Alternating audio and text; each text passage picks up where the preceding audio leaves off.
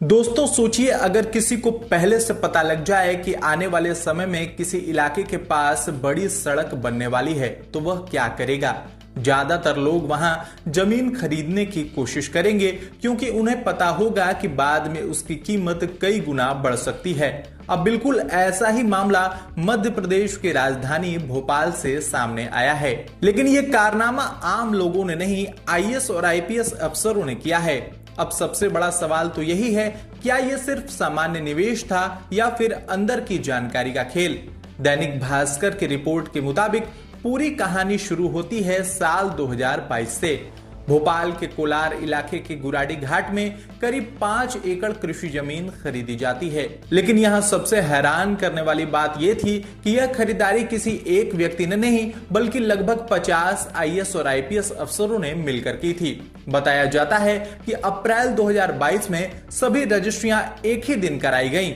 उस समय इस जमीन की कुल कीमत करीब 5 से 8 करोड़ रुपए बताई गई। अब यहां तक तो मामला सामान्य निवेश जैसा लग सकता था, लेकिन असली कहानी इसके बाद शुरू हुई। करीब 1.5 साल बाद सरकार ने 3200 करोड़ रुपए के वेस्टर्न बाईपास प्रोजेक्ट को मंजूरी दे दी।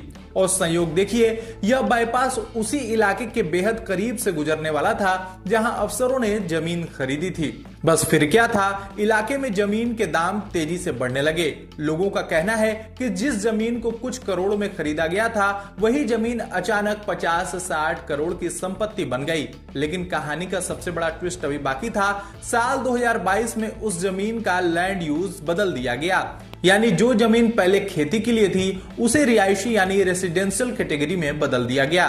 और जैसे ही ऐसा हुआ, जमीन की कीमतों में विस्फोट जैसा उछाल आ गया।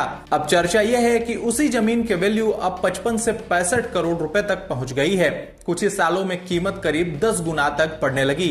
अब लोग सवाल पूछ रहे हैं कि क्या इन अफसरों को पहले से पता था कि वहां बाईपास बनने वाला है? क्या इसीलिए इतनी बड़ी संख्या में अफसरों ने एक साथ जमीन खरीदी? और अगर यह सिर्फ सामान्य निवेश था तो इतनी परफेक्ट टाइमिंग आखिर कैसे हो गई?